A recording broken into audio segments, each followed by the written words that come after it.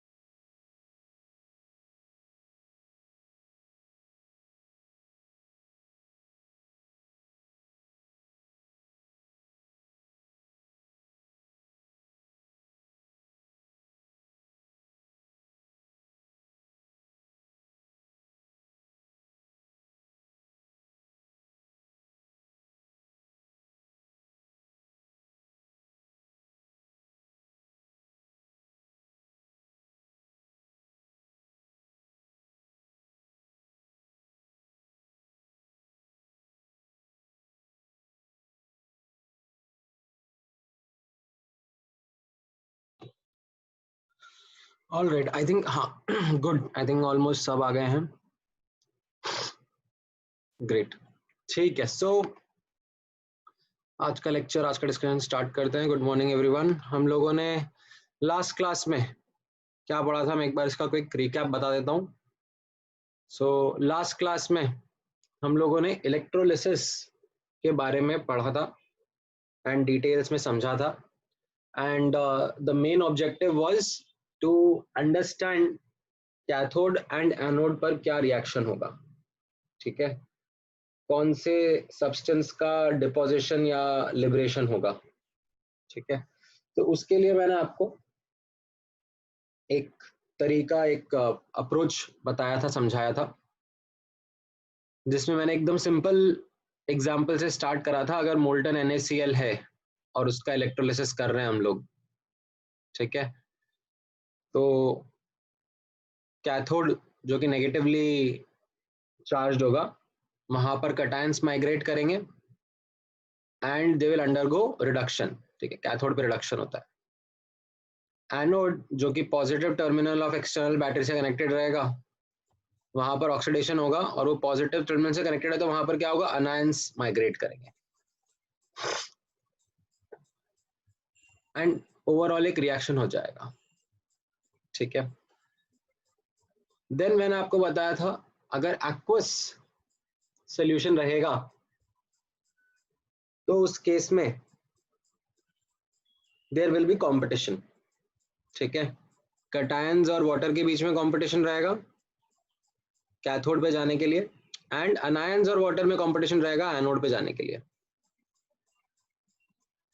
ठीक है। एंड कौन कंपटीशन में जीतेगा उसका तरीका भी मैंने आपको बताया था SRP के पॉइंट ऑफ व्यू से, कि अगर कैथोड पर देखेंगे तो जिसका हायर SRP रहेगा विथ साइन, ठीक है, वो पहले रिएक्ट करेगा, और एनोड पर भी जिसका लोअर SRP रहेगा, ठीक है, विथ साइन, वो पहले रिएक्ट करेगा। एंड मान लो अगर आपको SRP का डेटा नहीं मिलता है, तो आपको मैंने बोला था दैट ये याद रखना है, like this is something which you must remember, ठीक है। इनफैक्ट अगर, और कई बार ऐसा होता है कि डेटा नहीं मिलता है, ठीक है, तो एक्चुअली आपको ये ध्यान रखना पड़ेगा, relative order of SRP of cations and anions. तो उसमें मैंने कटायंस के लिए आपको क्या कैसे बताया था, लाइका ने कार मांगी ऑल्टो जेन फरारी, सुनकर पापा बोले हाय क्यूटी, चांदी सोना ले आऊंगा, ठीक है। तो इस तरीके से आपको याद करना था, एंड इसमें यहाँ पर ये H+ था, वाटर का जो H+ रहेगा, एक्चुअली वाटर कहीं पे यहाँ पे आता है, ठीक है, दिस इज प्योर H+, मतलब 1 मोलर कॉन्सेंट्रेशन का, बट ठीक है, हम लोग इसी के हिसाब से देख लेंगे। तो इसके हिसाब से अगर हम इन कटायंस का देखेंगे कंपटीशन विद वाटर, तो डेफिनेटली वाटर जीत जाएगा, एंड वाटर जीतने पर क्या होगा, कटायन पे ऑक्सीडेशन होता है, रिडक्शन होता है कैथोड पर,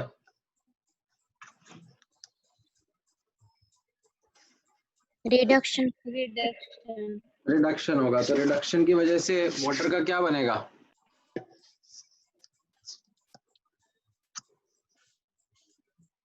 अगर कैथोड पर वाटर का रिडक्शन हो रहा है तो क्या बनेगा,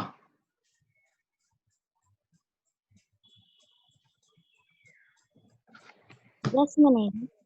हाँ,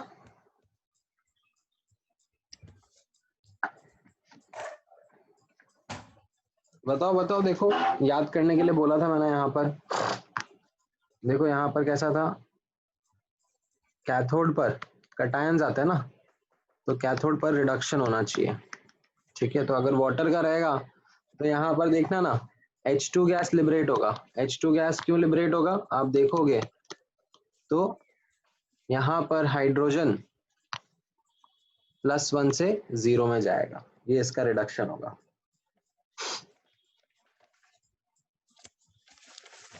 ठीक है। तो कैथोड पे अगर वाटर जीतता है तो उससे H2 गैस निकलता है, ठीक है। एंड मैंने आपको बोला भी था कि इसका रिएक्शन आप याद रखना, ये वाला, अरे एक मिनट, ये वाला, remember the reduction reaction of water, ठीक है। फिर वैसे ही अगर मान लो यहाँ पर ये एनोड पर, ठीक है, एनोड पर अनायंस का कंपटीशन होगा, राइट, यहाँ पर ऑक्सीडेशन होगा, तो ये F minus SO4 2 minus NO3 minus, इनके कंपैरिजन में वाटर क्या होगा, जीत जाएगा, ठीक है। एंड वाटर जीतने पर कैसा हो रहा है, ऑक्सीजन गैस लिबरेट हो रहा है, राइट, ऑक्सीडेशन हो रहा है, देखो यहाँ पर ऑक्सीजन -2 से 0 में जा रहा है, ऑक्सीडेशन हो रहा है। एंड इसका भी रिएक्शन जो था पूरा, वो मैंने आपको ही बोला था, यहाँ पे ध्यान रखना, ये वाला वाटर का ऑक्सीडेशन, ठीक है। एंड बाकी अगर आयंस जीत रहे होंगे, मान लो यहाँ पर जैसे कॉपर, सिल्वर या गोल्ड के आयंस जीत रहे होंगे, तो क्या हो रहा होगा, उनका रिडक्शन हो रहा होगा, कॉपर 2 प्लस से कॉपर बन जाएगा, ठीक है। यहाँ पर अगर आप देखोगे ये Br और I माइनस आयन वाटर से जीत रहे हैं, तो क्या होगा, इन आयंस का ऑक्सीडेशन हो जाएगा, Br2 एंड I2 बन जाएगा, है ना। तो इस तरीके से मैंने आपको ये बोला था दैट कंपटीशन में कौन जीतेगा वो हमको ध्यान में रखना है। एंड उसकी प्रैक्टिस कराने के लिए मैंने आप लोगों को ये लास्ट क्लास में करवाया भी था, ठीक है।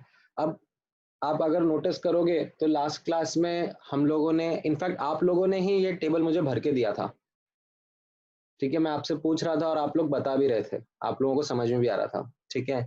लेकिन अभी देखना, अगर मैं ये गारंटी से मिटा दूं ना कैथोड और एनोड का अभी के अभी, और फिर से आपसे पूछूंगा, ठीक है, तो आप लोग शायद नहीं बता पाओगे मुझे, मे बी एक दो स्टूडेंट्स बता देंगे, बट जैसे लास्ट क्लास में बता रहे थे उतना एक्यूरेसी से, उतना करेक्टनेस से अभी नहीं बता पाओगे, ठीक है। तो इसमें हम लोगों को क्या समझने को मिला,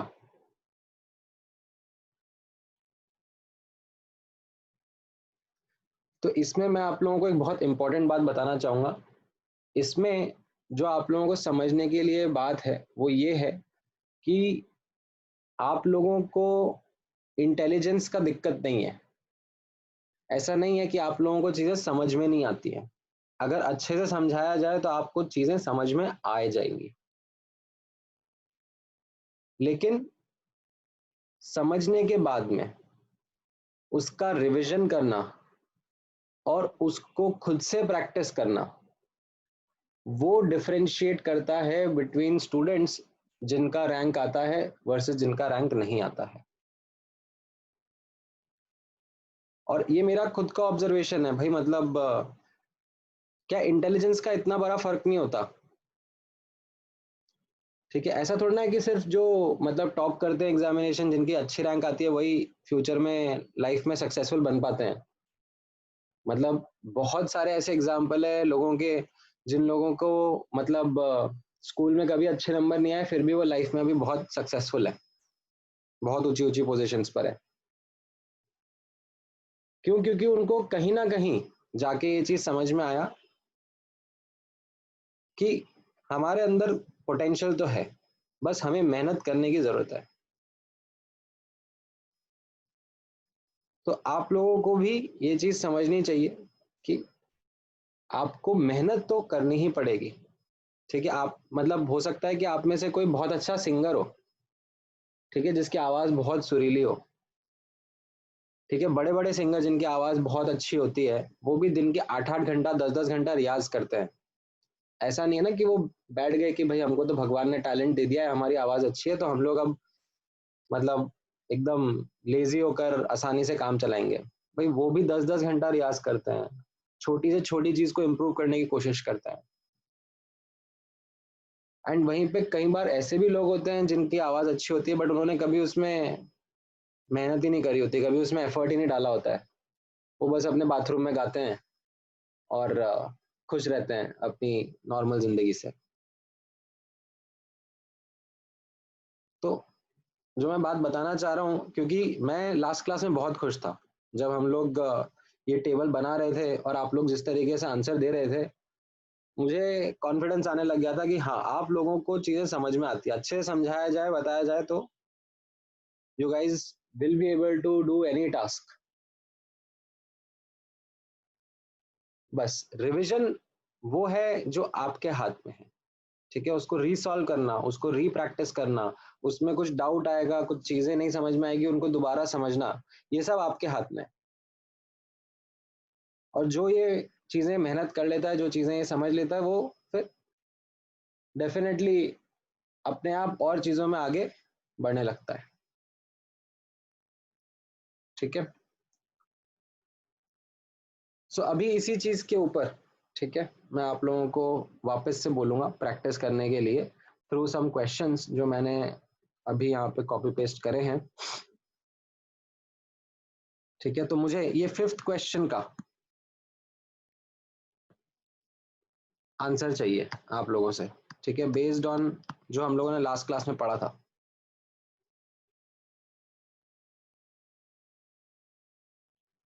और मुझे बताना कि हर एक के केस में एनोड पर क्या हो रहा है, कैथोड पर क्या हो रहा है, ठीक है, किस किस के बीच में कंपटीशन है और कौन जीत रहा है।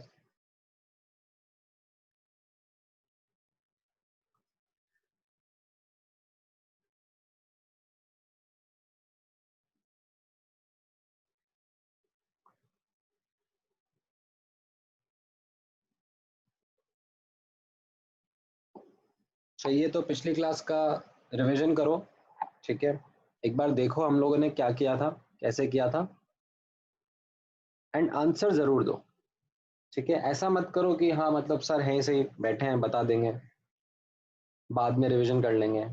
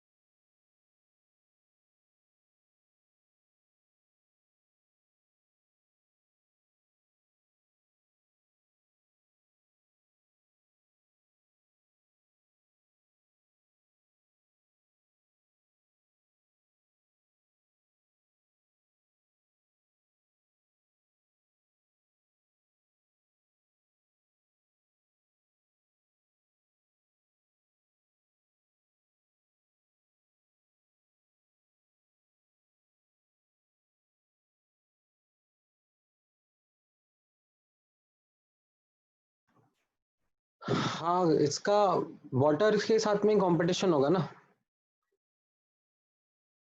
नहीं सो इसमें जैसे मैं आपको चलो एक ऑप्शन, पहला ऑप्शन करके दिखाता हूँ ताकि आप लोगों को एक आइडिया लगेगा कि अगर देखो CuSO4 सोल्यूशन का इलेक्ट्रोलिसिस कर रहा हूं मैं, ठीक है, तो कैथोड पर कंपटीशन होगा बिटवीन कॉपर 2+ एंड वाटर, ठीक है, इनके बीच में कंपटीशन होगा।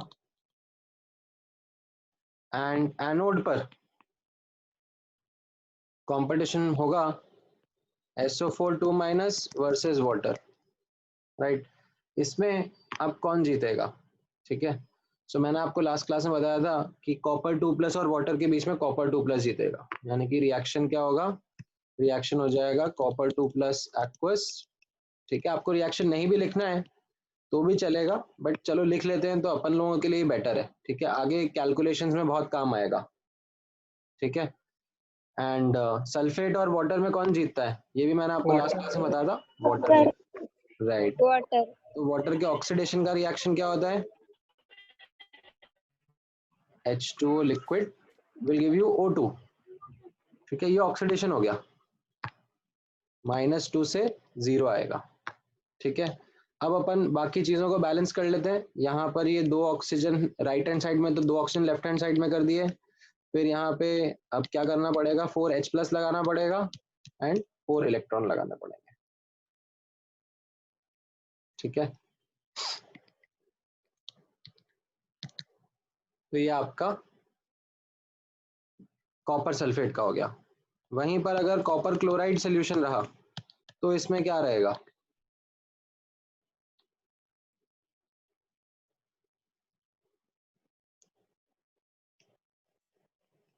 कॉपर 2+ और वाटर के बीच में कौन जीतेगा, कॉपर कॉपर कॉपर आयन जीतेंगे, ठीक है। तो अब रिएक्शन तो मैंने लिख लिया, बार बार क्या रिपीट करूंगा उसको, ठीक है, ऊपर लिख लिया अपन ने।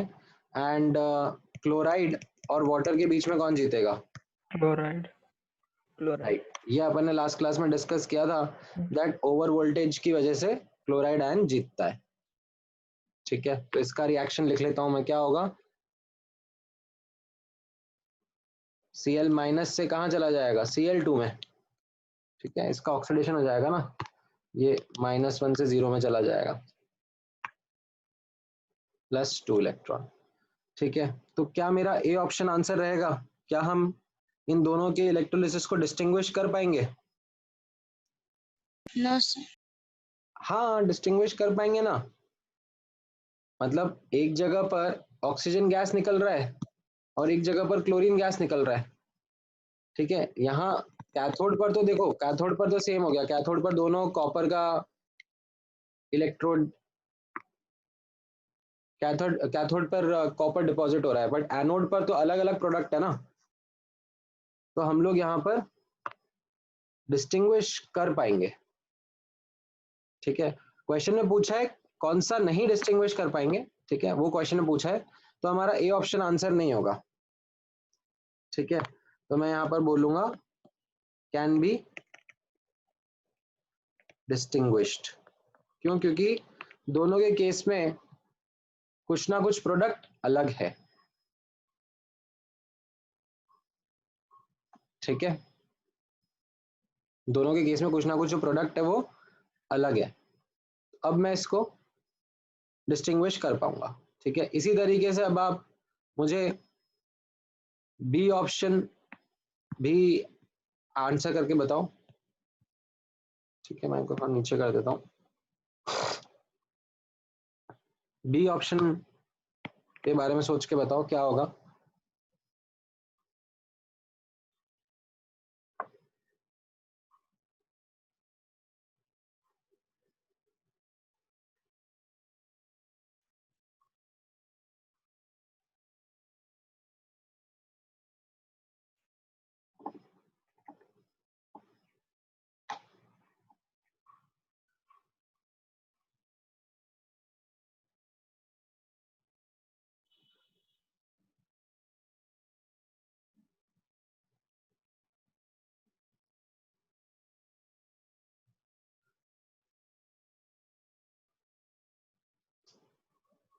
भले रिएक्शन मत लिखो चलो, ठीक है, लेकिन फटाफट फटाफट ये तो बताओ कि कैथोड एनोड पर क्या कंपटीशन होगा और कौन जीतेगा।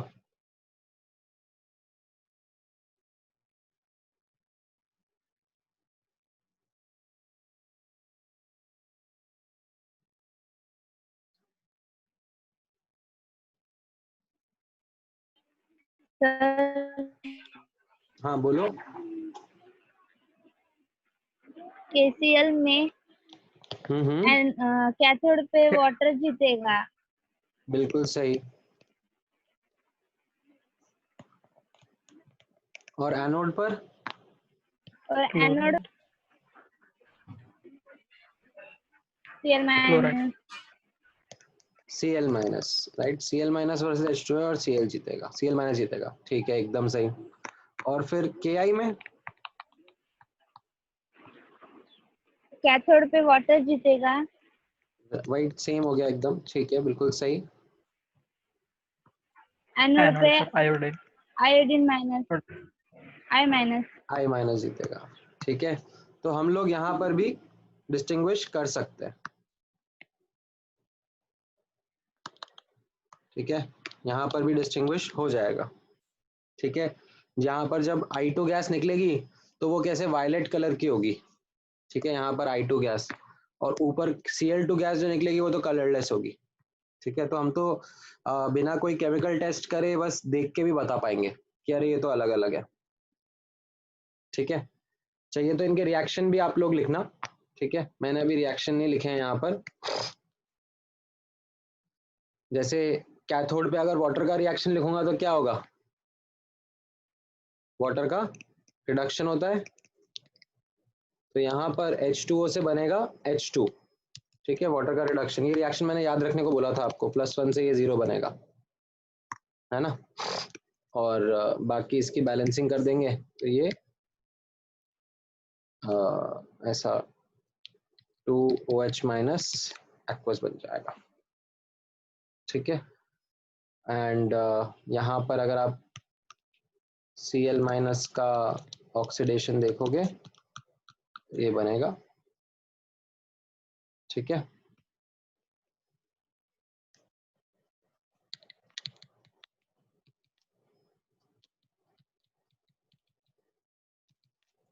एंड यहाँ पर आयोडीन का ऑक्सीडेशन हो जाएगा, I2 बन जाएगा,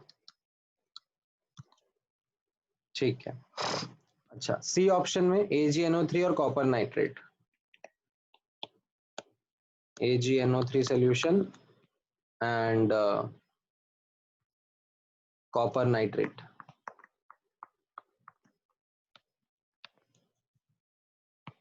बताओ क्या क्या रहेगा।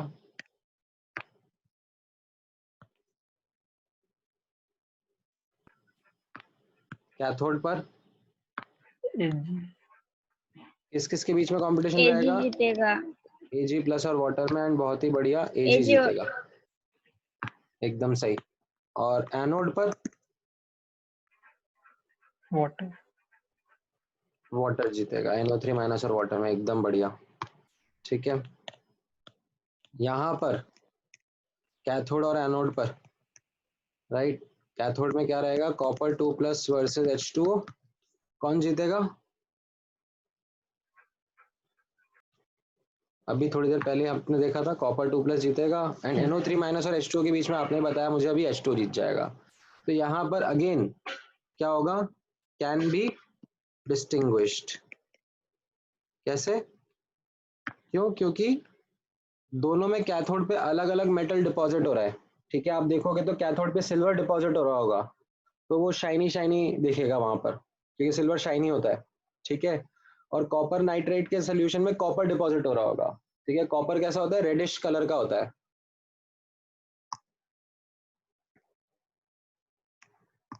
ठीक है। तो ये अगेन कैन बी डिस्टिंग्विश्ड, ठीक है। अगले कुछ ऑप्शन देखते हैं, अगले ऑप्शंस में क्या क्या है। डी ऑप्शन, डी ऑप्शन में क्या क्या दे रखा है आपको, KCl and NaCl। KCl solution में क्या रहेगा,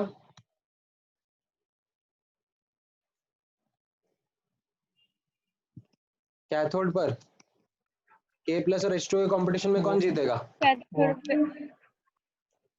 राइट, वाटर। राइट, वाटर जीत जाएगा। और एनोड पर Cl माइनस वर्सेस H2O में क्लोराइड है क्लोराइड आयन जीतेगा, ठीक है। एंड NaCl सोल्यूशन में NaCl सोल्यूशन में देखना कैथोड एनोड पे क्या हो रहा है, कैथोड पर Na प्लस एंड वाटर के बीच में कौन जीतेगा, water, वाटर जीत जाएगा, है ना। और एनोड पर Cl माइनस वर्सेस वाटर के बीच में कौन जीतेगा, Cl minus, Cl माइनस। तो यहाँ पर ये आपका करेक्ट आंसर हो गया। यहाँ पर कैन नॉट डिस्टिंग्विश,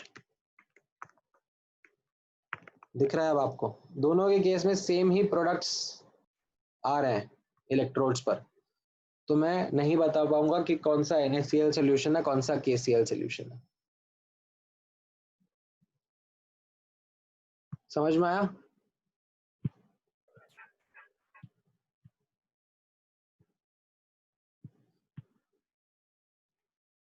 ठीक है, लास्ट वाला भी देख लेते हैं, चलो, कॉपर ब्रोमाइड और कॉपर सल्फेट।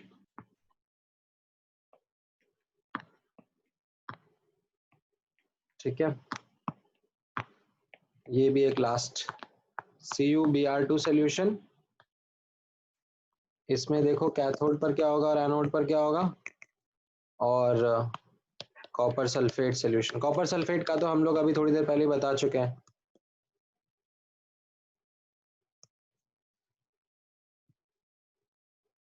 राइट, यहाँ पे कॉपर 2 प्लस और वाटर के बीच में कंपटीशन होगा, कौन जीतेगा, कॉपर 2 प्लस।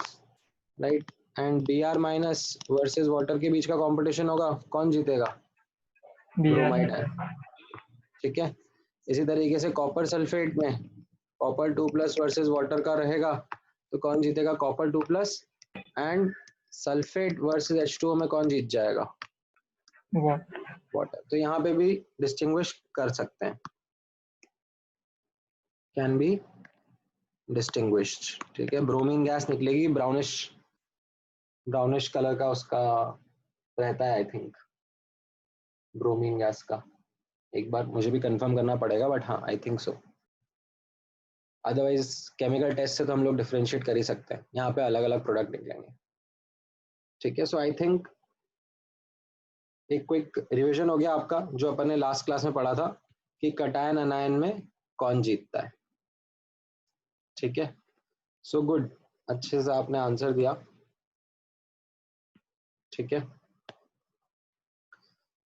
तो अभी आप लोगों के लिए ये वाले क्वेश्चंस तो काफी आसान हो जाएंगे। 16 वाले क्वेश्चन का आंसर दो।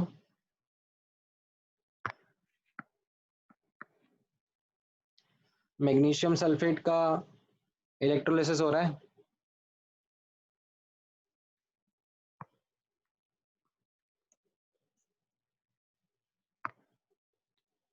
राइट, सो कैथोड पर it will be magnesium 2 plus versus water, है ना।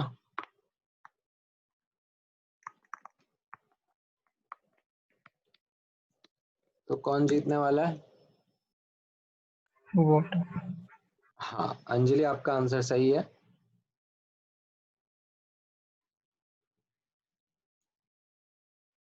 ठीक है, वाटर जीतने वाला है, एंड उसकी वजह से क्या होगा, H2 गैस निकलेगा। Right, H2O liquid is going to give you H2 gas. ठीक है, हाइड्रोजन +1 से 0 जाएगा। चाहिए तो इसकी बैलेंसिंग भी कर लो, 2H2O + 2 electron giving 2OH minus aqueous. ठीक है, एंड एनोड पर सल्फेट वर्सेस H2O में हमें अगेन पता है वाटर जीतेगा, एंड उसका रिएक्शन भी हमें पता है दैट H2O गैस से क्या बनेगा, O2 गैस। ठीक है, -2 से ये 0 में जाएगा। बैलेंसिंग कर लेते हैं इसका, 2 प्लस ये हो जाएगा 4H plus aqueous plus 4 electron. ठीक है, तो इसमें आप लोगों को समझ में आ जाएगा, राइट, ए ऑप्शन आपका आंसर है, एकदम सही। ठीक है, 21 का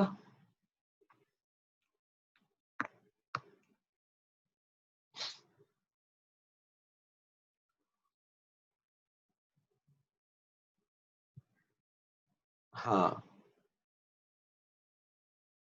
एकदम सही। H2 is evolved at cathode O2 is also obtain, but O2 कहां पर ऑब्टेन होगा? एनोड पर,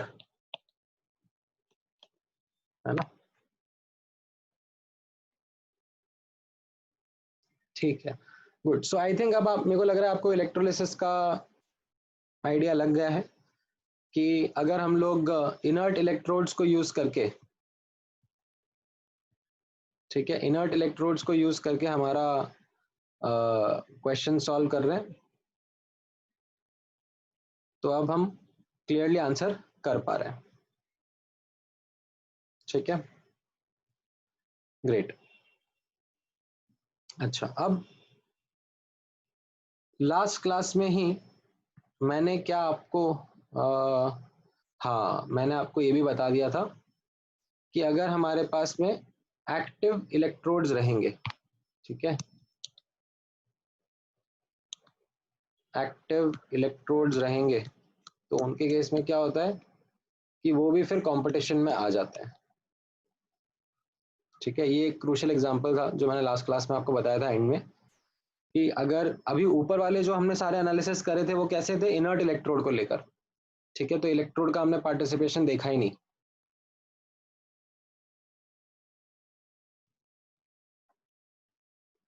पर अगर इलेक्ट्रोड भी एक्टिव होगा तो वो भी पार्टिसिपेट कर सकता है in the reaction, right? And उसमें हमको क्या करना है? बस उसको भी कंपटीशन में लेना है, राइट? यहाँ पे जैसे मैंने आपको बताया था कि दोनों कॉपर की इलेक्ट्रोड है तो उनको भी कंपटीशन में लेना है, ठीक है। तो अब कैथोड पर आपने देखा था कंपटीशन किस किस के बीच हो गया था? Copper 2 plus H2O and copper electrode के बीच में। एंड इन दोनों में, इन तीनों में इनफैक्ट कौन जीता था? कॉपर 2 प्लस जीत गया था, ठीक है, क्योंकि कॉपर का रिडक्शन होके कॉपर का आनायन तो कभी बनता ही नहीं है, तो वो तो हम वैसे ही केस लेंगे ही नहीं, ठीक है। एंड देन एनोड पर भी सल्फेट और वाटर के साथ में अब कॉपर की रॉड भी कंपटीशन में आ गई थी, ठीक है। तो सल्फेट एंड वाटर में तो हमको पता था कि वाटर जीतता है, ठीक है, क्यों? क्योंकि वाटर का एसआरपी कम होता है, ठीक है। बट वाटर और कॉपर के बीच में अब हमने देखा तो एक्चुअली कॉपर का एसआरपी और कम निकला। तो इसमें क्या हो गया कि एनोड पर कॉपर का ऑक्सीडेशन पहले हो जाएगा। तो इसमें हमारे जो प्रेफर्ड रिएक्शन दिखेंगे हमको, वो ये दिखेंगे कि एनोड पर कॉपर से कॉपर आयंस बन रहे हैं और कैथोड पर कॉपर आयन से कॉपर डिपॉजिट हो रहा है। तो दिस वाज समथिंग जो हम लोगों ने लास्ट क्लास में समझा था कि ये होता है इलेक्ट्रोलिटिक रिफाइनिंग, ठीक है। इसी तरीके से मेटल्स को रिफाइन करा जाता है।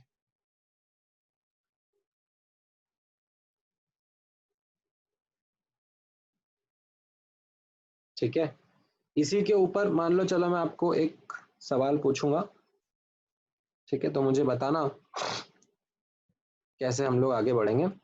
Late me take an example only. जैसे लास्ट क्लास में हम लोग एग्जाम्पल डिस्कस कर रहे थे, वैसा ही एग्जाम्पल मैं लूंगा। नहीं, हाँ, ठीक है।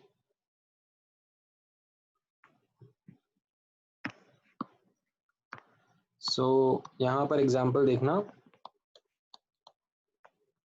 इलेक्ट्रोलिसिस ऑफ AgNO3 सॉल्यूशन, ठीक है, silver nitrate solution using inert electrode. तो आपने मुझे बता ही दिया ऊपर, ठीक है, ये इनर्ट इलेक्ट्रोड वाला तो आपने मुझे करके बता ही दिया, बट अब मैं थोड़ा सा ट्विस्ट कर रहा हूँ, ठीक है, यूजिंग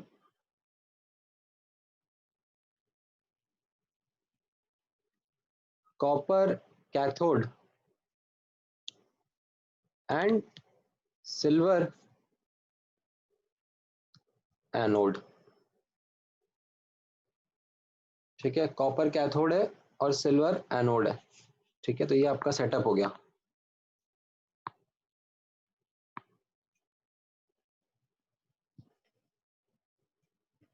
ये सिल्वर का एनोड है और कॉपर का कैथोड है और ये AgNO3 का सॉल्यूशन है।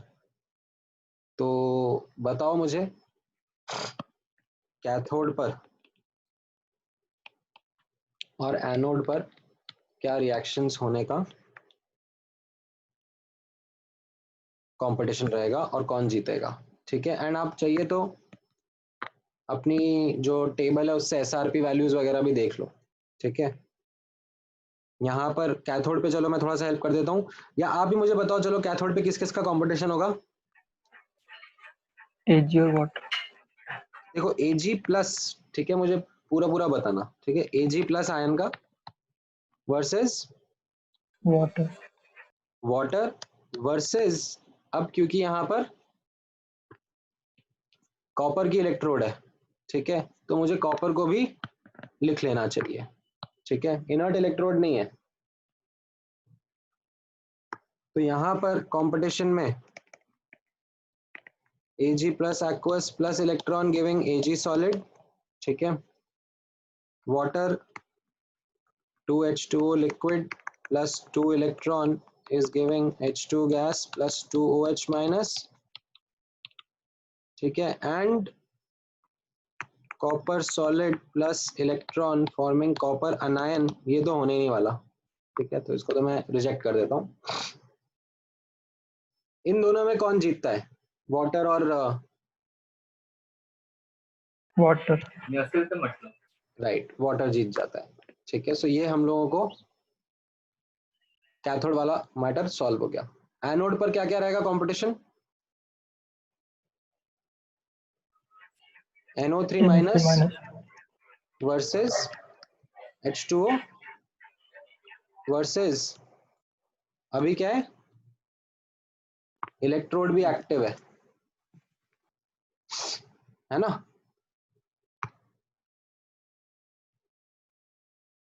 तो अब इसमें आप नोटिस करना NO3 माइनस और वाटर के बीच में तो वाटर जीत जाता है ना, ठीक है। बिटवीन दीज टू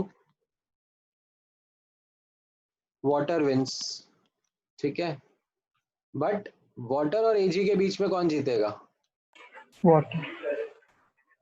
कैसे पता,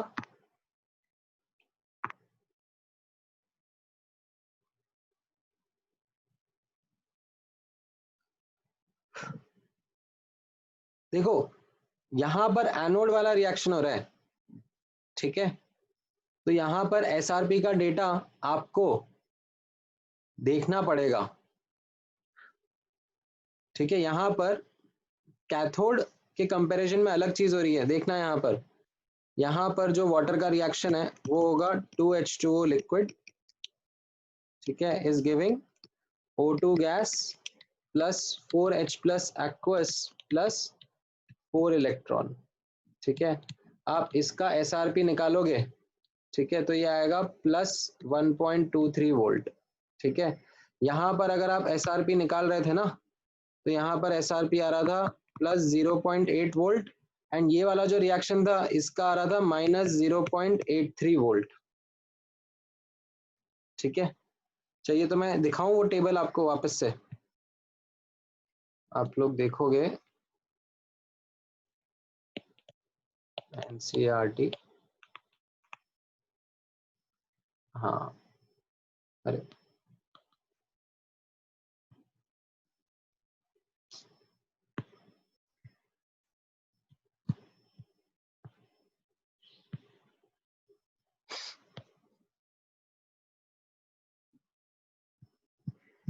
ठीक है, ये अपनी टेबल थी, अरे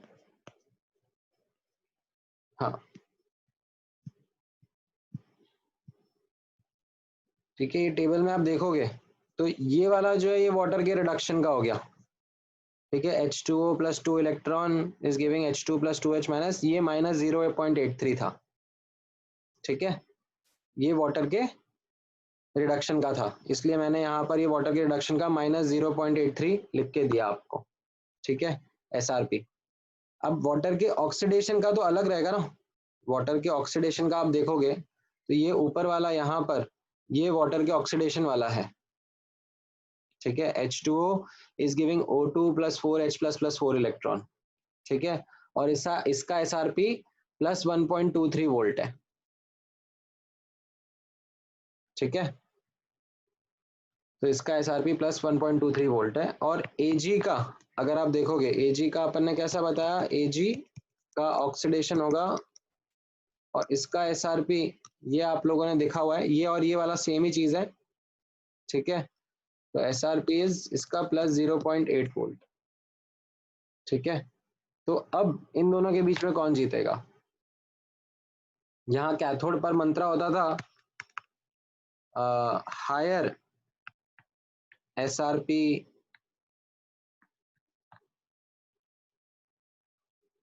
अच्छा ओ सॉरी हाँ क्या गड़बड़ कर दिया मैंने, देखो एकदम कैथोड पे होता था हायर एसआरपी विंस, तो हायर एसआरपी में एजी प्लस जीतेगा, ठीक है। यहाँ पर एजी प्लस डिपॉजिट होगा एजी में, ठीक है। और एनोड पर क्या होगा? एजी हेविन। लोअर एसआरपी विंस, तो लोअर एसआरपी विन में कौन जीतेगा? इन दोनों में दिख रहा है एजी। आपको वापस से एजी, ठीक है। तो अब यहां पर आप देखोगे कि हो क्या रहा है, इसको हम लोग बोलते हैं, ठीक है, मैं बोलूंगा तो आपको लगेगा कि अरे हाँ, इसको हम लोग कहते हैं इलेक्ट्रोप्लेटिंग। कॉपर के बर्तन के ऊपर चांदी की कोट लगेगी,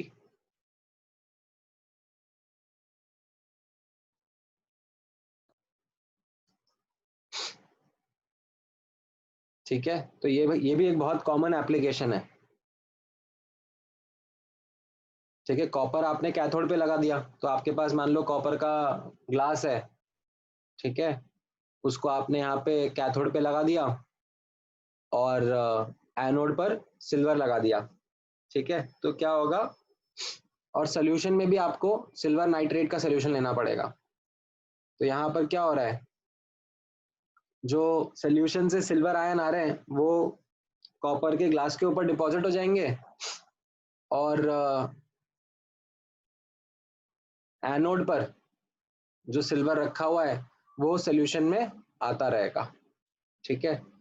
तो सोल्यूशन के अंदर एजी प्लस आता रहेगा और जाता रहेगा। समझ में आया इलेक्ट्रोप्लेटिंग का एग्जांपल? Yes. ठीक है। तो अब आप यहाँ पर देखोगे आपकी बुकलेट में भी, ठीक है, मैं आपकी बुकलेट में दिखाता हूँ कि इलेक्ट्रोप्लेटिंग के बारे में अब एक दो चीजें हमको ध्यान में रखनी है कि जिस चीज के ऊपर प्लेटिंग करनी है, ठीक है, उसको रखेंगे कैथोड पर, और जिस चीज से प्लेटिंग करनी है उसको रखेंगे एनोड पर, ठीक है। तो यहाँ पर ऑब्जर्व करना, इसका एक टेबल भी रहेगा। हम्म,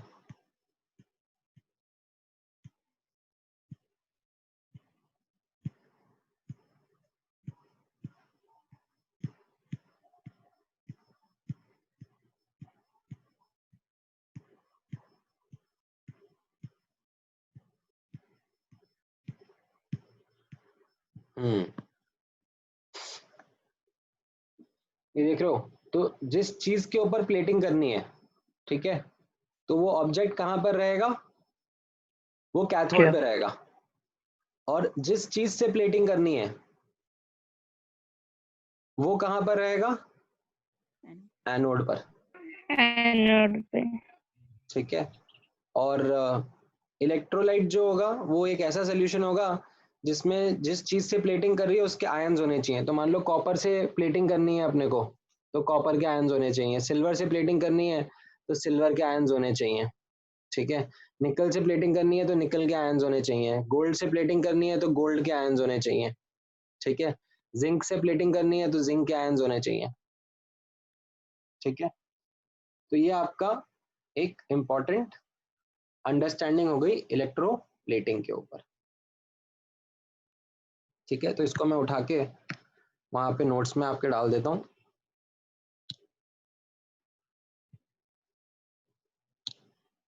ठीक है। तो ये आपको काम आएगा। इन फ्यूचर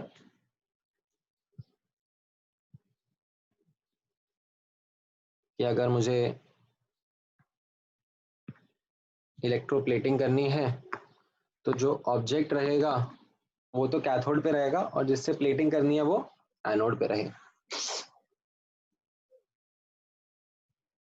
ठीक है, तो लास्ट क्लास में जैसे मैंने आपको इलेक्ट्रोलिटिक रिफाइनिंग पढ़ाया था, तो ये भी एक इंपॉर्टेंट एग्जांपल है to understand electroplating.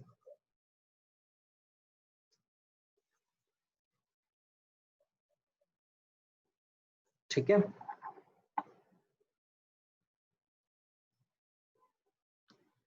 So I think ये वाला पार्ट भी आपको अब अच्छे से क्लियर हो गया है।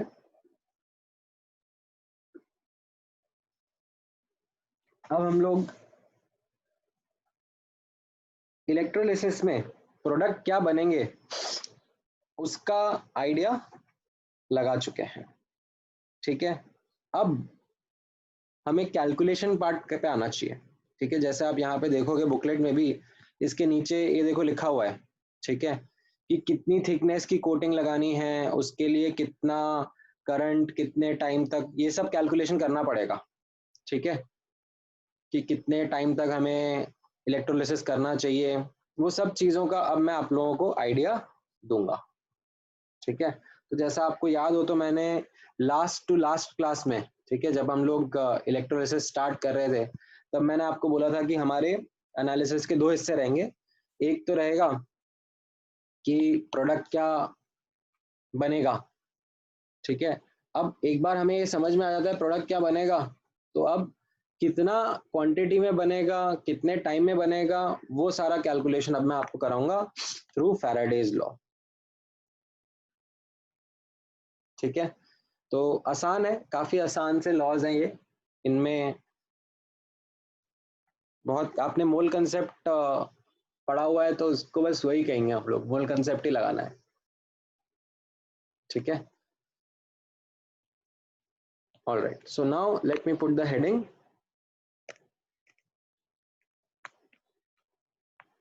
Faraday's laws of electrolysis। ठीक है, तो ये आ जाते हैं आपको न्यूमेरिकल कैलकुलेशन करने में हेल्पफुल। ठीक है, अच्छा, सबसे पहला लॉ पढ़ेंगे हम लोग, फर्स्ट लॉ। ठीक है, दो लॉ रहेंगे तो उसमें पहला लॉ पढ़ेंगे, एंड पहला लॉ जो है ये मैं आपको समझा देता हूं, that this is actually definition of equivalence. ये हम लोगों ने ऑलरेडी पढ़ा हुआ है। ठीक है, this is actually something that we have studied before, it is definition of equivalence. क्या था डेफिनेशन ऑफ इक्विवेलेंट, एक बार याद करेंगे अपन।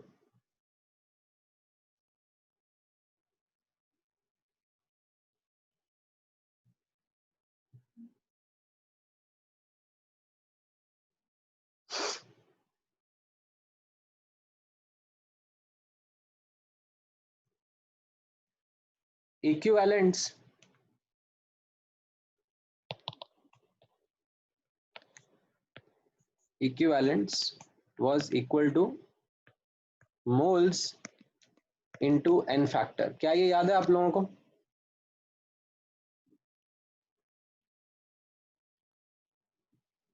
Yes. है ना? अच्छा, क्या आपको, ठीक है, इक्विवेलेंट्स ऑफ अ सब्सटेंस, ठीक है, was moles of that substance into n factor of the substance। ठीक है, अब n फैक्टर की डेफिनेशन क्या थी? n फैक्टर की डेफिनेशन थी, एक तो सिंपल डेफिनेशन थी, net change in oxidation state पर मॉलिक्यूल। ठीक है, ये पढ़ा था हमने। एक और क्या पढ़ा था? नंबर ऑफ इलेक्ट्रॉन्स गिवन और टेकन। ठीक है, और you can say moles of electron, I should say moles of electron given or taken by 1 mole substance, कि 1 मोल सब्सटेंस कितने मोल इलेक्ट्रॉन का एक्सचेंज कर रहा है। तो अगर यहां पर आप नोटिस करोगे, ठीक है, यहां पर आप नोटिस करोगे कि मान लो कोई सब्सटेंस है, लेट्स से KMnO4 था, ठीक है, KMnO4 का ऐसे एसिडिक मीडियम में वो Mn+2 में जा रहा था, ठीक है, तो इसका n फैक्टर कितना आ रहा था,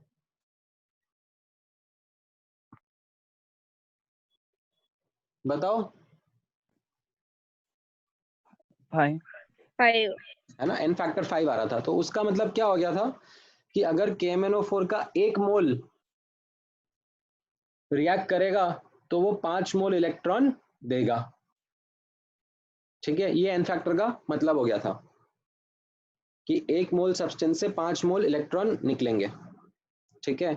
अब मान लो अगर मैं आपको बोलूंगा कि KMnO4 के 25 मोल्स है, ठीक है, तो 25 इंटू 5 क्या दे देगा, टोटल मोल्स ऑफ इलेक्ट्रॉन जो कि KMnO4 देगा, है ना। तो n फैक्टर को जब मैं मोल्स ऑफ सब्सटेंस से मल्टीप्लाई कर दूंगा तो मुझे क्या मिलेगा, n फैक्टर को जब मैं मोल्स ऑफ सब्सटेंस से मल्टीप्लाई कर दूंगा तो मुझे मिलेगा total moles of electron given और टेकन, ठीक है, total moles of electron given और टेकन बाय सब्सटेंस, ठीक है। तो ये क्या हो जाएगा, this is what the definition of equivalence is. Equivalence of substance क्या होता है, total moles of electron given और टेकन बाय द सब्सटेंस, ठीक है, ये समझ में आ रहा है। तो ये जो डेफिनेशन है इक्विवेलेंट्स की, ठीक है, यही आपका एक्चुअली फैराडेज फर्स्ट लॉ है, अरे सॉरी, तो यही आपका फैराडेज फर्स्ट लॉ है।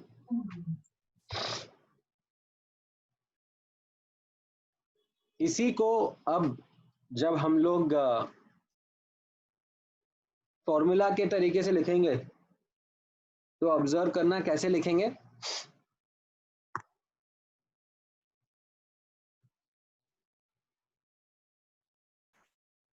इक्विवेलेंट जो लेफ्ट हैंड साइड है उसको मैं कैसे कैसे लिख सकता हूं,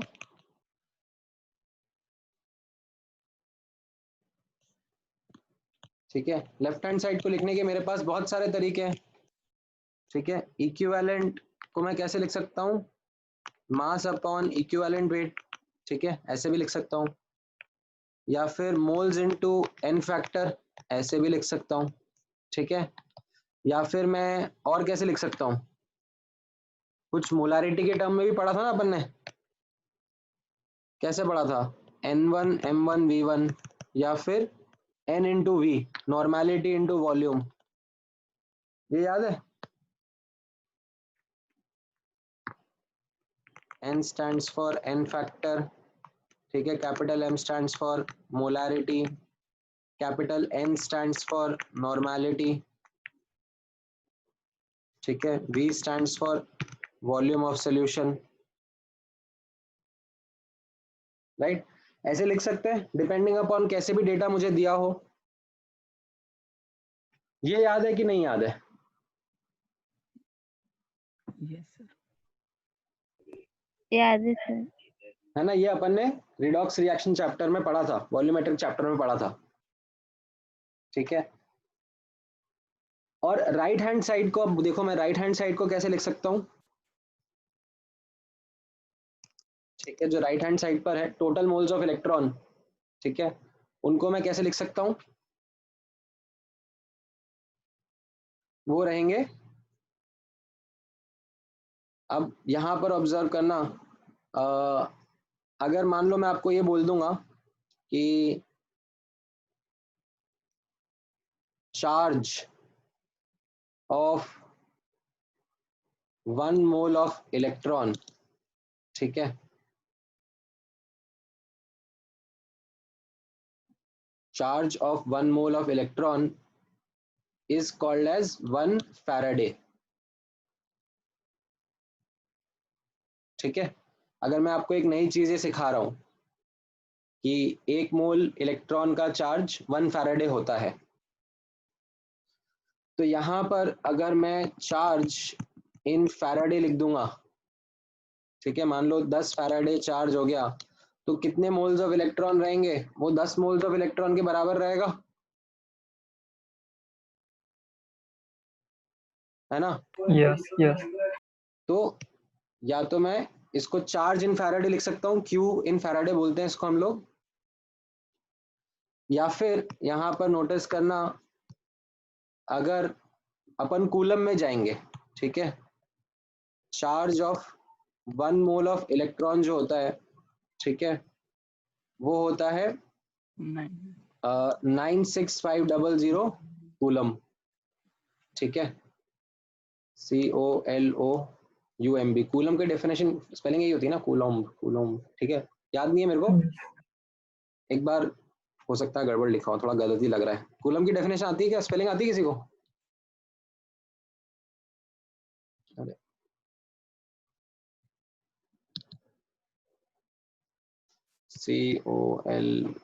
COLOUM, COU, कूलम।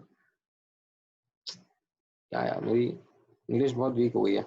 COU, ठीक है। अरे यार, ये क्या स्प्लिट स्क्रीन हो गया। हाँ ठीक है, तो COULOMB,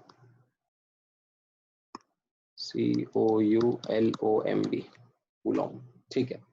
तो charge of 1 mole of electron रफली, ठीक है, अप्रोक्सीमेटली 96500 कूलम होता है। कैसे पता मुझे? आप करके देखो ना। एक इलेक्ट्रॉन का चार्ज होता है 1.6 इंटू 10 की पावर -19, है ना, और 1 मोल इलेक्ट्रॉन मतलब इतने इलेक्ट्रॉन। तो जब आप इनको मल्टीप्लाई करोगे तो ये वैल्यू आ जाएगी, ठीक है। एग्जैक्टली ये नहीं आएगी, आसपास आएगी, ठीक है। तो मान लो मैं आपको, ठीक है, चलो मैं मिटाता नहीं हूँ, इसको ऐसे ही रहने देता हूँ।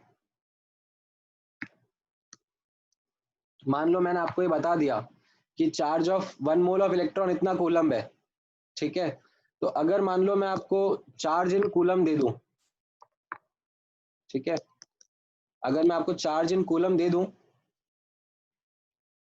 तो कितने मोल्स ऑफ इलेक्ट्रॉन होंगे वो आप निकाल सकते हो। आपको उस वैल्यू को, चार्ज इन कूलम को 96500 से डिवाइड करना पड़ेगा, तो आपको मोल्स ऑफ इलेक्ट्रॉन आ जाएंगे। समझ में आया?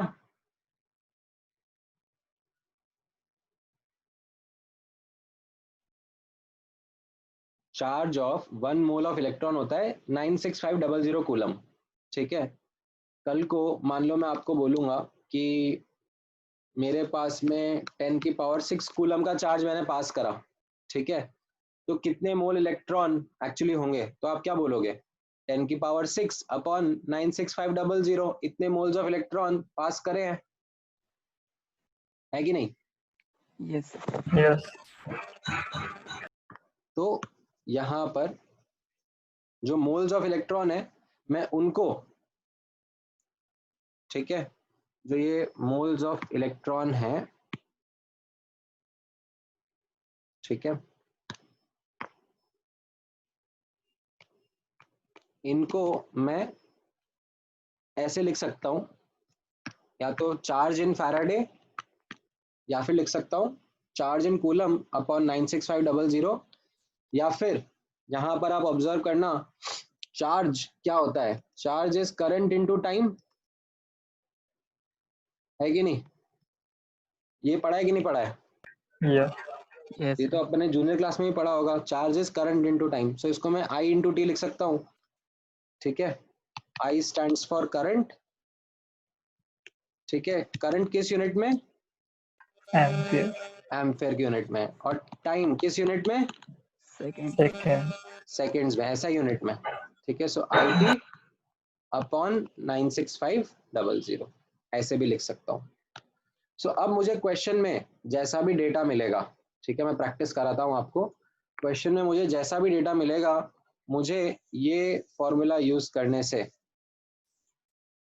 सब कुछ सॉल्व हो जाना चाहिए। इनमें से कुछ ना कुछ के टर्म्स में डेटा आपको दिया जाएगा, तो ये आप अप्लाई करोगे तो आपको समझ में आ जाएगा, ठीक है। ये फैराडे का फर्स्ट लॉ होता है, जो कि एक्चुअली इक्विवेलेंस की डेफिनेशन होती है, जो हम लोगों ने ऑलरेडी पढ़ी हुई है, ठीक है। Yes. अब एक दो एग्जांपल मैं आपको कराता हूँ जिसमें आप इसको अप्लाई कर सको, ठीक है। जैसे अपन PYQ ले लेते हैं, प्रीवियस ईयर क्वेश्चन में से कोई ना कोई अच्छा क्वेश्चन तो मिल ही जाएगा, एकदम सिंपल सा स्टार्ट करने के लिए, ठीक है।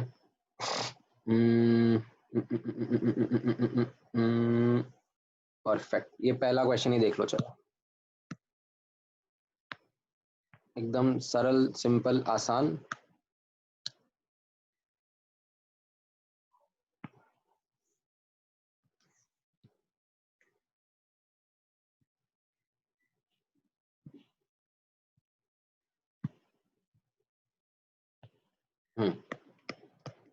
बताओ जरा।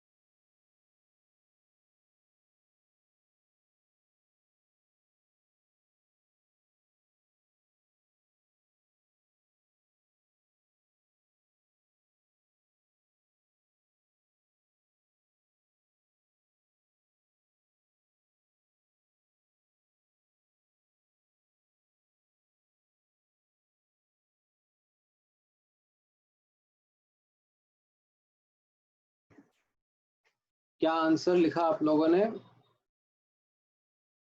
अंजलि ने और राहुल ने तो सेम दिया है, विच इज सी।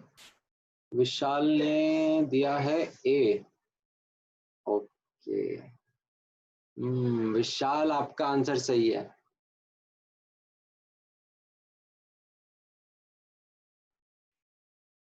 इसमें जो एन फैक्टर रहेगा कैल्शियम का, वो 2 रहेगा ना।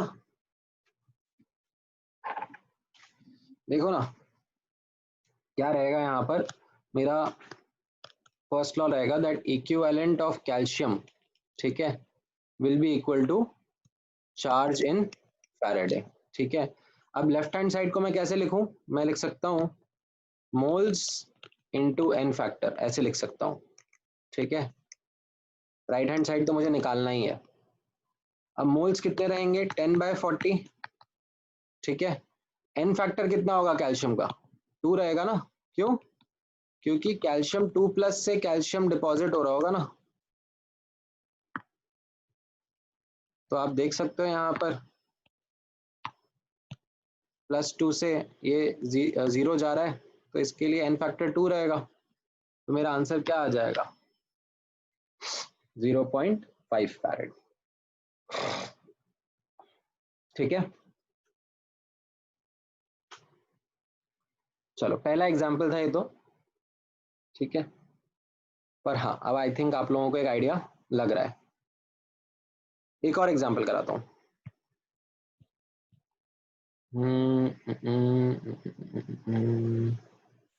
ठीक है, ये वाला देखो, 6th वाला क्वेश्चन भी देखो।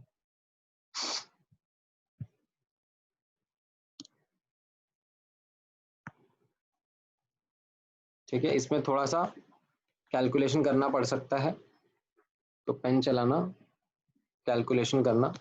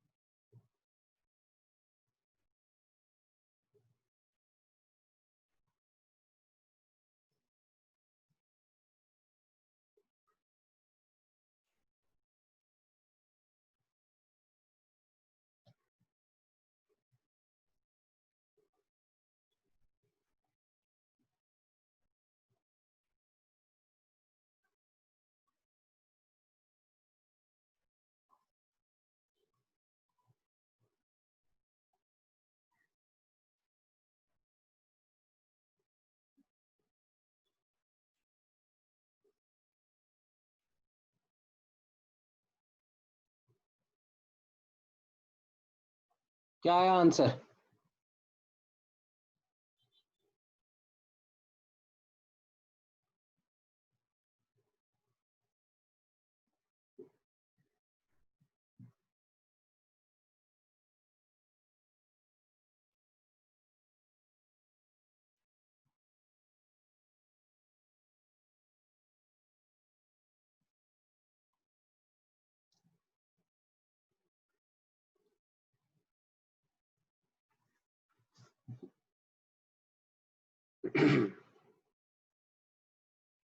देख लेते हैं, मेरे को भी कैलकुलेशन करना पड़ेगा। यहाँ पर देखो, Q मतलब लेफ्ट हैंड साइड पे जो रहेगा, लेफ्ट हैंड साइड पर रहेगा इक्विवेलेंट ऑफ क्लोरीन, ठीक है, विल बी इक्वल टू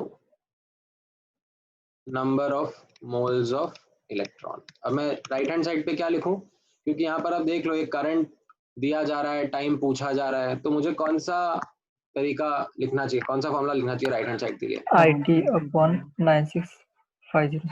एकदम सही, ये वाला लिखना चाहिए।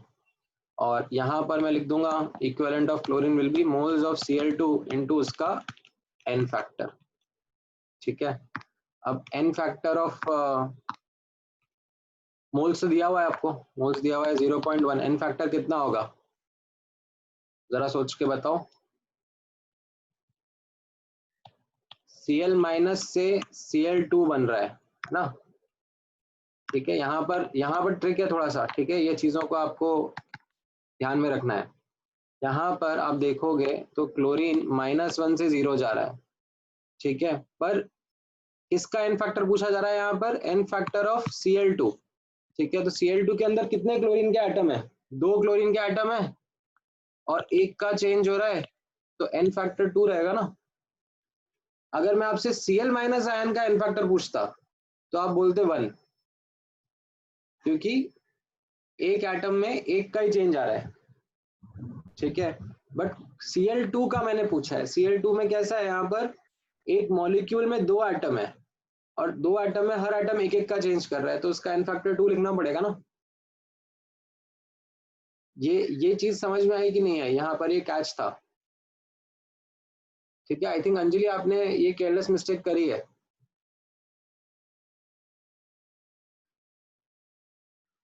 ठीक है, यहाँ पर एन फैक्टर 2 रहेगा और इस चीज को हम लोग कर सकते हैं 3 इंटू टी अपॉन 96500। तो इससे टी कितना आ जाएगा मेरा, ये अब आप निकाल सकते हो थोड़ा सा कैलकुलेशन करके। 96500 into 0.2 divided by 3 divided by 60, है ना। तो ये रफली ये जो टाइम आएगा ना, ये आपका पहले सेकंड्स में आएगा। ठीक है, ये आप करोगे तो ऐसा 96500 इंटू 0.1 इंटू 2 अपॉन 3, ये सेकंड्स में आएगा। इसको आप डिवाइड बाय 60 कर दोगे, 96500 इंटू 0.1 इंटू 2 अपॉन 3 इंटू 60, तो ये मिनट्स में आएगा। तो ये लगभग आपका 110 मिनट आ रहा है। हाँ नहीं Anjali, I am sorry, Anjali आपने सही करा होगा, ये विशाल ने गड़बड़ कर दिया। क्या गड़बड़ करी विशाल? एन फैक्टर ही नहीं, हाँ एन फैक्टर। एन फैक्टर में तो तुम्हारा आंसर आधा और कम आना चाहिए ना तुम्हारा, तो फिर ए ऑप्शन आना चाहिए था, तुमने मुझे सी बोला।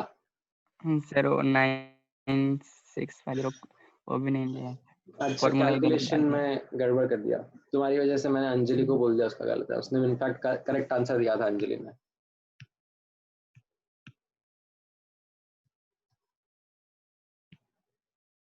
ठीक है, बट तरीका समझ में आ रहा है ना आप लोगों को, तरीका क्या रहेगा? यस। चलो थोड़ा सा और प्रैक्टिस करने में और अच्छे समझ में आएगा, एक दो और क्वेश्चन प्रैक्टिस करते हैं।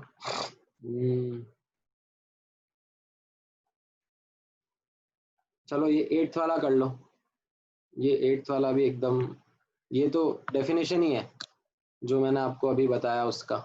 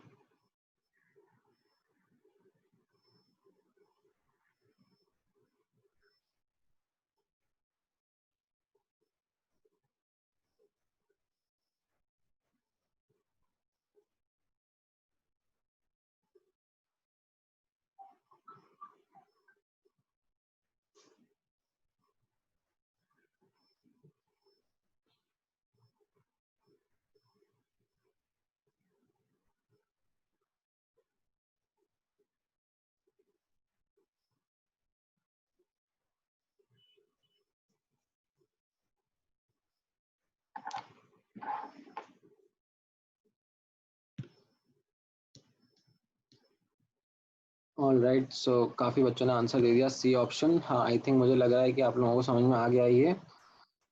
नंबर ऑफ इलेक्ट्रॉन्स, इतना करंट और इतना टाइम, है ना? तो कैसा होगा, जो चार्ज हो जाएगा वो I इंटू टी हो जाएगा, है ना? And this should be equal to number of electron into charge of each electron, है ना? So 1 into 60 is equal to n into 1.6 into 10 की पावर माइनस 19। ठीक है, तो ये बेसिकली 6 अपॉन 1.6 इंटू 10 की पावर 20। तो आपको ये मिल गया होगा कि ये सी ऑप्शन रहेगा। ठीक है, ग्रेट, ठीक है, ऑल राइट। अच्छा, अभी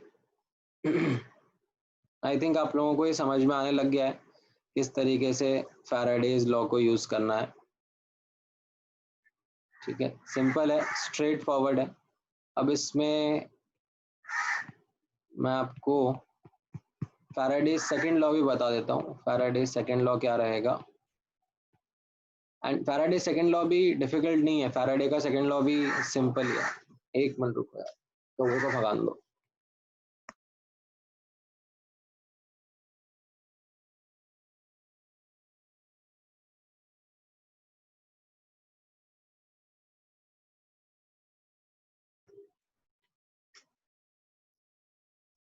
हाँ, तो Faraday Faraday Faraday second law,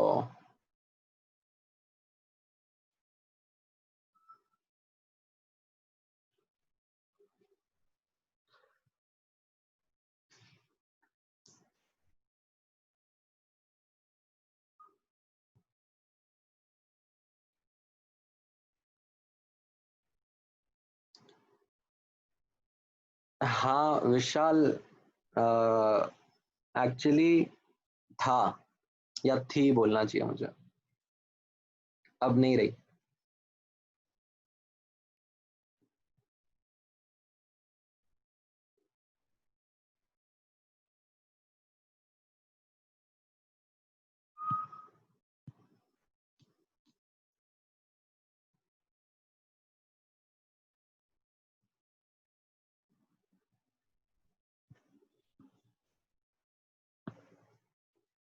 हम्म,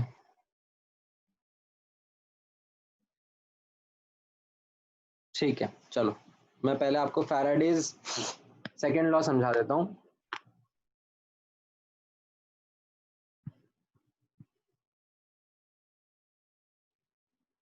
तो ये अपन ने फर्स्ट लॉ करा था।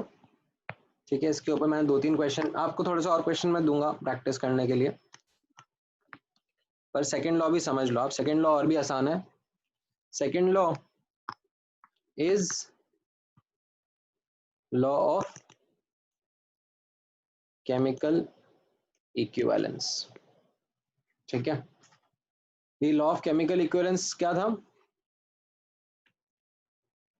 If same charge is passed through, तो फिर हम लोग क्या बोलेंगे, then equivalent of substance are equal. तो इसमें कैसा रहेगा, अगर सेम चार्ज पास हो रहा है, ठीक है, तो सेम चार्ज पास होने पर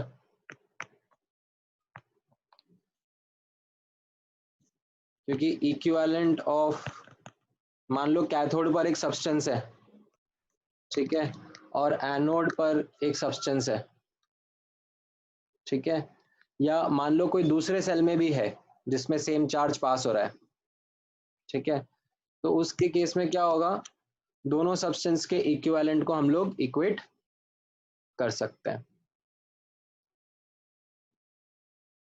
तो वो फर्स्ट लॉ से ये सेकेंड लॉ एक्चुअली आ रहा है। कैसे, एक एग्जाम्पल के थ्रू मैं आपको प्रैक्टिस कराता हूँ, यहाँ पर ऑब्जर्व करना।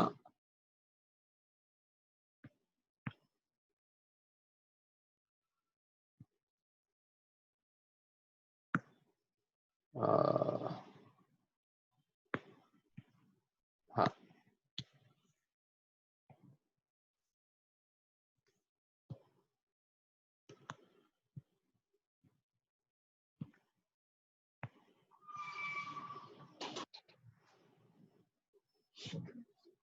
ये इसमें देखो, मैं ये वाला मैं आपको हेल्प करता हूँ सॉल्व करने में।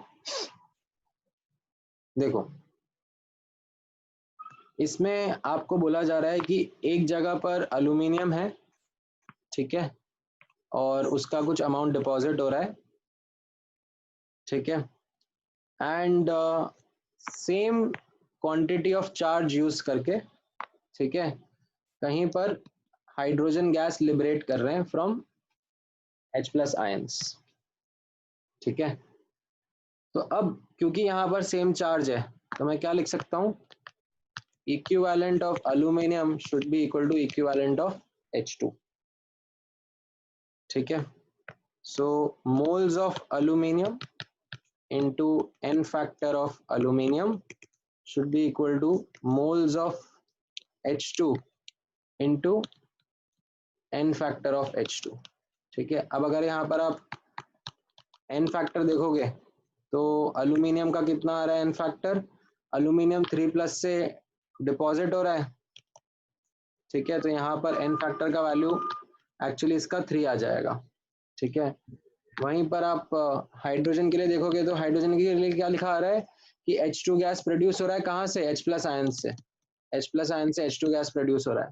तो आप देखोगे यहाँ पर +1 से ये 0 पे आ रहा है, ठीक है, एक का चेंज आ रहा है, पर कितने एटम्स है, 2 एटम्स है ना H2 के अंदर हाइड्रोजन के, तो उसका इनफैक्टर 2 रहेगा।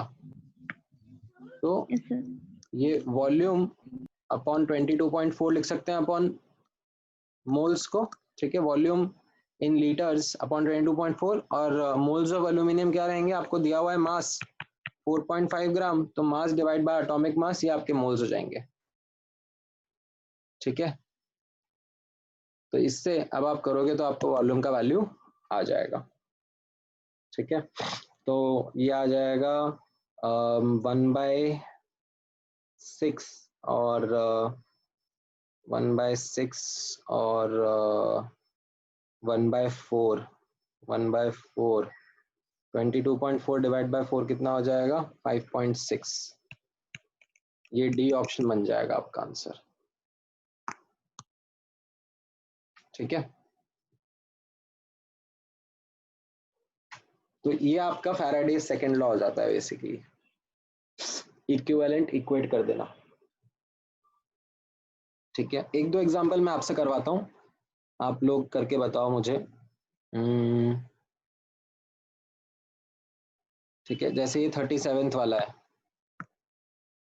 ठीक है, 37th वाले में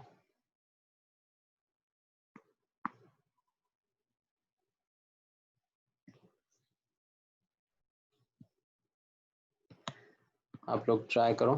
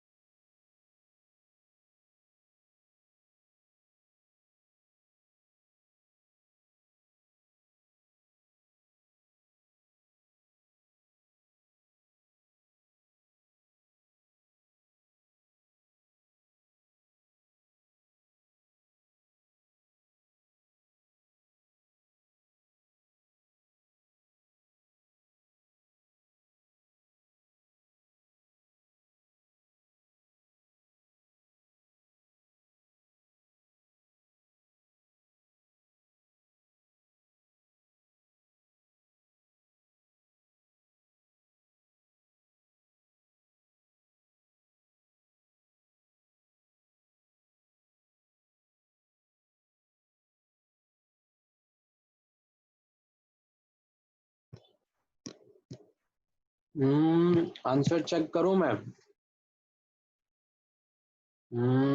54/108 into 1 is equal to m/27 into 3। तो हाँ कंचन, आपका आंसर सही है।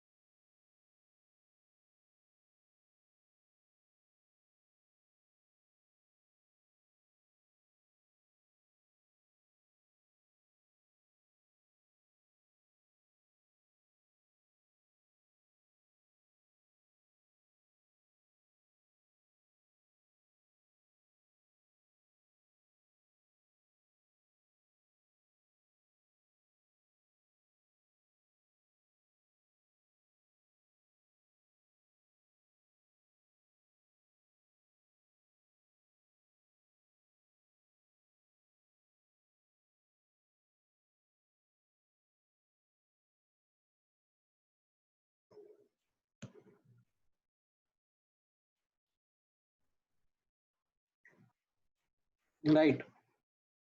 कंचन, आपका आंसर भी सही है।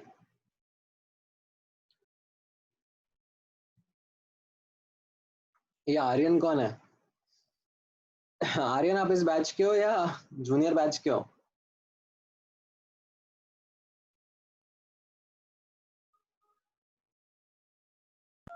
जूनियर। ऐसे मजे मजे के लिए ज्वाइन कर रहे हो तुम भी? कुछ नहीं तो इलेक्ट्रोकेमिस्ट्री पढ़ लेते हैं।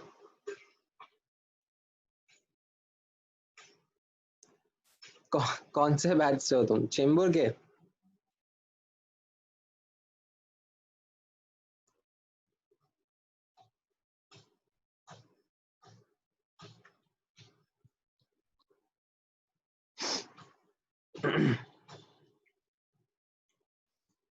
ऑल राइट, ठीक है। सो हाँ अंजलि, आपका आंसर भी सही है। तो इसमें कैसा रहेगा, वही जैसा मैंने आपको जस्ट बताया, equivalent of silver will be equal to equivalent of aluminium, right? तो moles into N factor is equal to moles into N factor अपन लिख सकते हैं, ठीक है। अब सिल्वर का एन फैक्टर 1 क्यों होगा और अल्यूमिनियम का एन फैक्टर 3 क्यों होगा, वो आई थिंक मुझे एक्सप्लेन करने की जरूरत नहीं है, क्योंकि Ag प्लस से Ag बनेगा और Al3 प्लस से Al डिपॉजिट होगा, ठीक है। एक एक एटम ही रहेंगे इनके। एंड मोल्स क्या होगा? मास अपॉन एटॉमिक मास, ठीक है।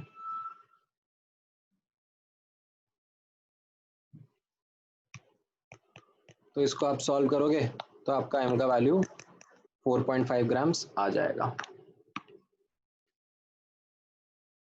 ठीक है।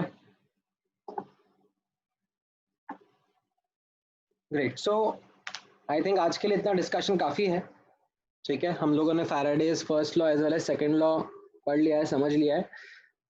डेफिनेटली इसके ऊपर और भी बहुत सारे क्वेश्चंस हैं जो हम लोग बुकलेट में से करेंगे प्रैक्टिस। अभी आप लोगों का अगला लेक्चर तो कभी है? परसों ही है, ठीक है। तो परसों मैं आप लोगों को इसी के ऊपर और प्रैक्टिस कराऊंगा और फिर हम लोग आगे बढ़ के इलेक्ट्रोलिटिक कंडक्शन भी देखेंगे, ठीक है। कोई डाउट्स?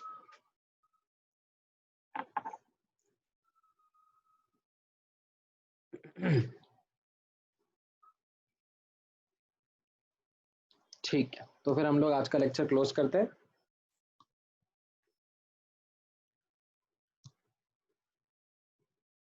Thank you guys.